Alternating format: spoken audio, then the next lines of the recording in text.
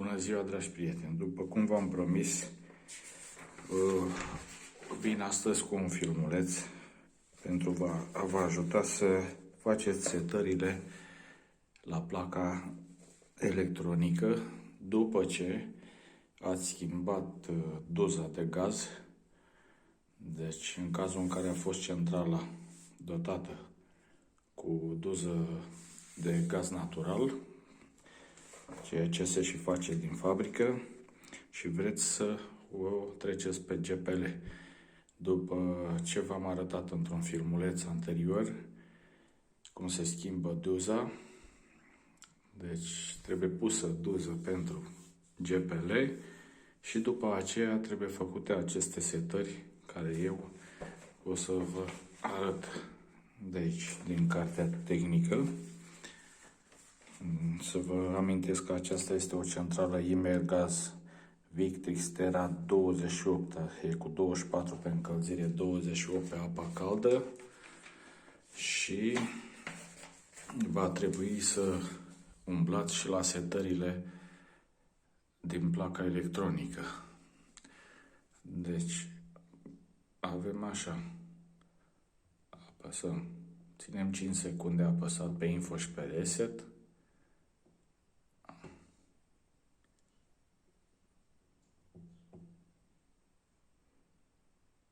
Până ne apare dunguțele alea două.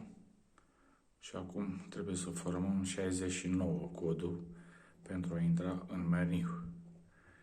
69.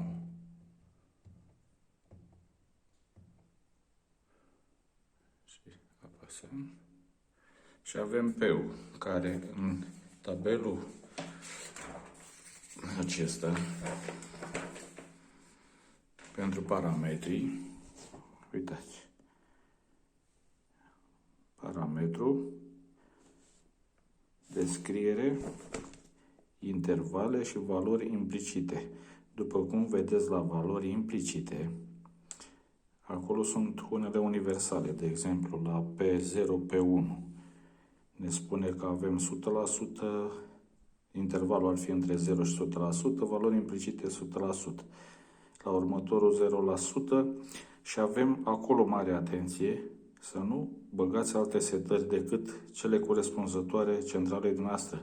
Uitați ce scrie acolo, Victrix Terra, la P2 mă refer, Victrix Terra 28 cu 1, avem G20, care e gazul natural, trebuie să avem 85, și la G31, care e GPL-ul, trebuie să avem 82. Nu mergeți la Victrix Terra 32 sau 38, să nu băgați setările alte pentru a.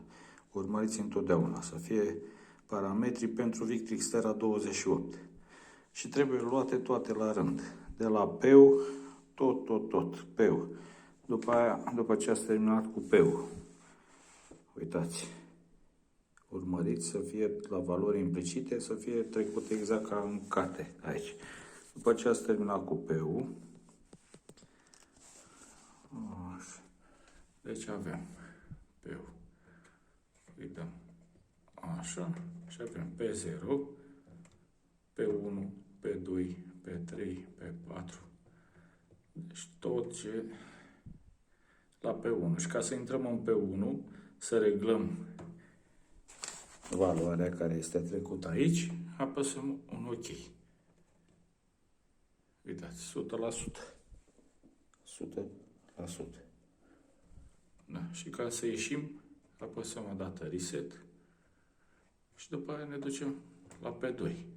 La fel, apăsăm, căutăm, ne ducem la P3. Apăsăm, mie acum trebuie să-mi arate, deci îi dăm OK.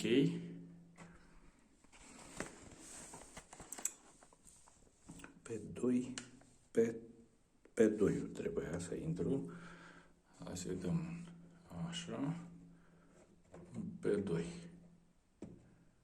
85, că acum merg cu ea pe gaz natural, pe G20.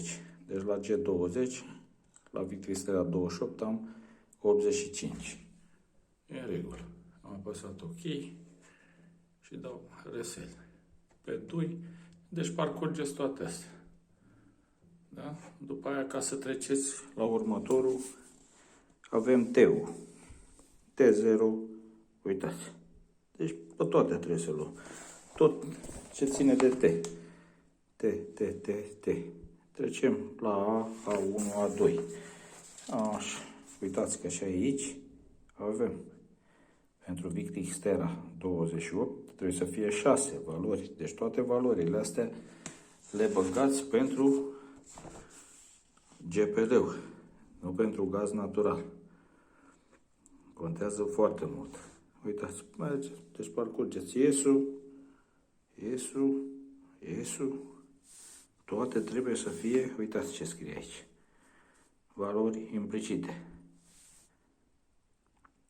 Pentru G31, 28, vedeți cât e de mică diferența, 28, 27, deci e 1, nu e așa mult, dar contează. Vă spun din proprie experiență că după un an de zile, după ce am mers cu centrala pe GPL și am trecut-o pe gaz natural, setările astea după la sfârșit, după aici, le omisesem și aveam fluctuații mari pe apa menajeră.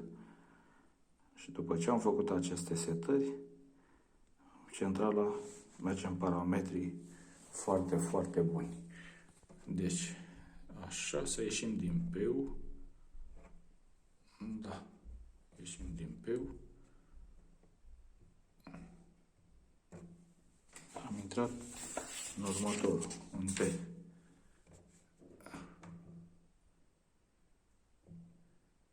Yes.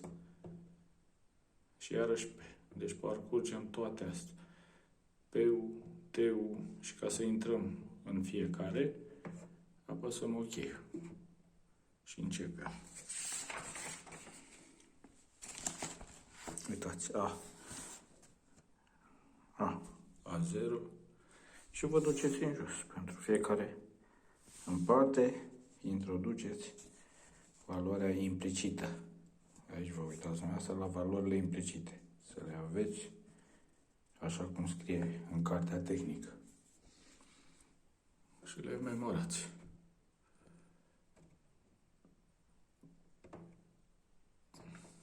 Uitați.